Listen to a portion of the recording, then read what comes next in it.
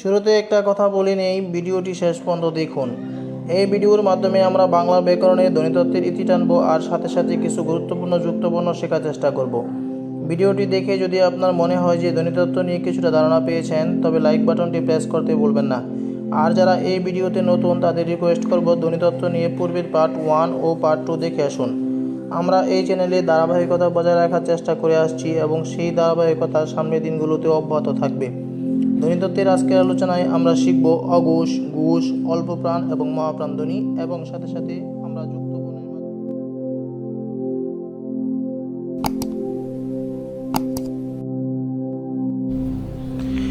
আমরা দেখতে পাচ্ছেন অঘোষ ও ঘোষ, অল্প প্রাণ ও মহাপ্রাণ।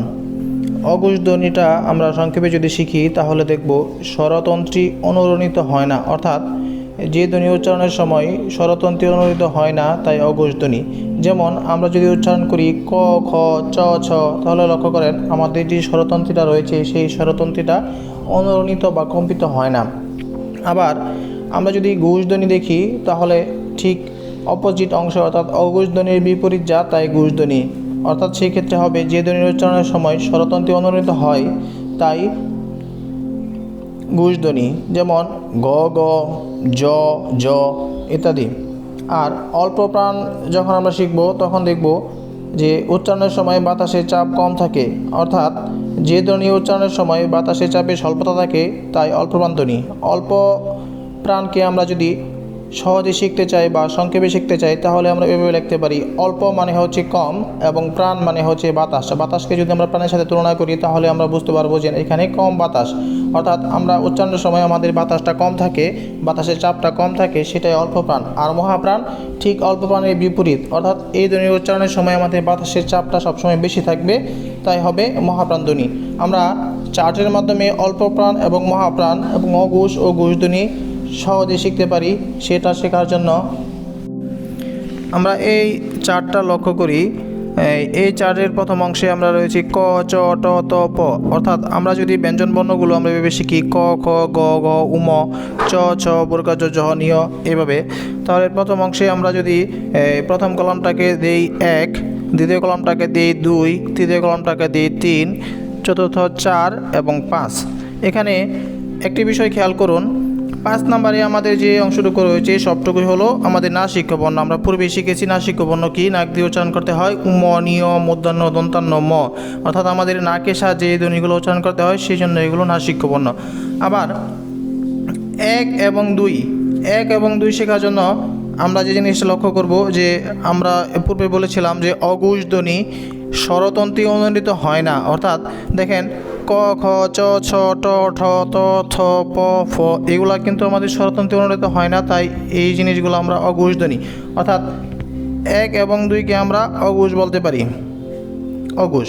এবং 3, 4, 5 এই সবগুলো হচ্ছে ঘোষ, অর্থাৎ সেখানে আমাদের স্বরতন্ত্রী অনুরণিত হয়, তাই সেইগুলো হচ্ছে আমাদের ঘোষ।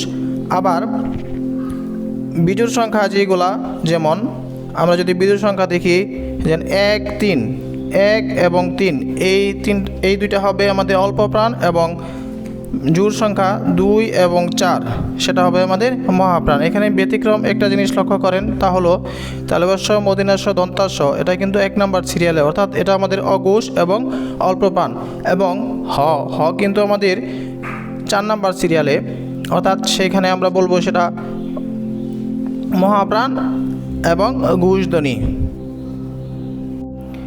এই অংশে আমরা কিছু সংযুক্ত বর্ণ দেখব। সংযুক্ত বর্ণ, যে সংযুক্ত বর্ণগুলো আমাদের কনফিউজিং এবং সবচেয়ে কঠিন মনে হয় সেইগুলো দেখব, আর সহজগুলো আমরা দেখব না, কারণ সহজগুলো আমরা এমনিতেই পারি। তো সংযুক্ত বর্ণ চেনার আগে আমরা একটি কথা বলে নিই, যেমন কার কি, কার হলো স্বরবর্ণের সংক্ষিপ্ত রূপকে আমরা কার বলি। যেমন ময়ের সাথে যদি আমরা এর সংক্ষিপ্ত রূপ যেমন আকার যুক্ত হয় তাহলে হবে মা। আমরা এখানে লিখতে পারি ম প্লাস সরায়া আ সমান মা। এটা কিন্তু আমাদের স্বরবর্ণের সংক্ষিপ্ত রূপ। অনুরূপভাবে ব্যঞ্জনবর্ণের সংক্ষিপ্ত রূপকে বলা হবে ফলা। যেমন ম এর সাথে যদি আমরা জফলা যুক্ত করি তাহলে হবে ম্যাম। এখন এখানে আরেকটি বিষয় রয়েছে, 2টি বা তার চেয়ে বেশি ব্যঞ্জন ধ্বনির মধ্যে কোনো স্বরধ্বনি না থাকলে ব্যঞ্জন ধ্বনি 2টি বা ধ্বনি কয়েকটি একত্রে উচ্চারিত হয় তখন সংযুক্ত বর্ণ গঠিত হয়। এই সংযুক্ত বর্ণের প্রথমে দেখেন আমরা শিখব বক্ষ, রক্ষা অর্থাৎ ক প্লাস মূর্ধন্য ষ। এর সিমিলার হচ্ছে ব্রহ্মা, ব্রাহ্মণ, হ প্লাস ম। এখন রয়েছে জ্ঞান, বিজ্ঞান। এখানে আমরা এভাবে পড়ব বোরকা জ প্লাস নিয়।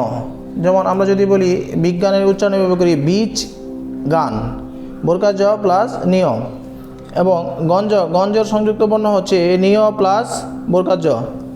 আবার দেখেন খুবই গুরুত্বপূর্ণ একটি বিষয় মধ্যাহ্ন এবং সায়াহ্ন। এখানে কিন্তু সংযুক্ত বর্ণ হয়েছে হ প্লাস ন। আর পূর্বাহ্ন এবং অপরাহ্ন এই ক্ষেত্রে সংযুক্ত বর্ণ মধ্যাহ্ন প্লাস হ। আমরা চেষ্টা করব এই সংযুক্ত বর্ণগুলো মনে রাখার জন্য। আর বাদ বাকি সংযুক্ত বর্ণগুলো যেমন যদি বলি ক প্লাস ত, যেমন কয়ত, যেমন বক্তা, সেই সংযুক্ত বর্ণগুলো অপেক্ষাকৃত সহজ, তাই আমরা সেই জিনিসগুলো দেখব না। আমরা যে জিনিসগুলো সবচেয়ে কঠিন এবং কনফিউজিং মনে হয় সেই সংযুক্ত বর্ণগুলো শেখার চেষ্টা করব, তাহলে আমাদের সংযুক্ত বর্ণে কোনো সমস্যা হবে না। ভিডিওটি ধৈর্য সহকারে দেখার জন্য আপনাদের সবাইকে আবারও ধন্যবাদ জানাচ্ছি। আসসালামু আলাইকুম।